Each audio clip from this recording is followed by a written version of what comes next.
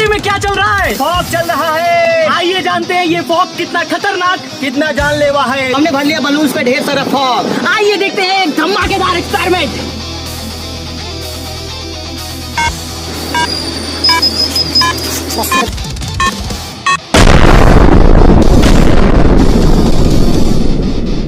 देखा ना कितना खतरनाक और कितना जानलेवा हो सकता है, क्योंकि इसके अंदर भरी होती है हाई प्रेशर में प्रोपेन, ब्यूटेन और आइसोब्यूटेन गैस। तो जानकारी ही बचाव है। वीडियो को अभी के अभी लाइक करें, चैनल को सब्सक्राइब करके शेयर भी करें।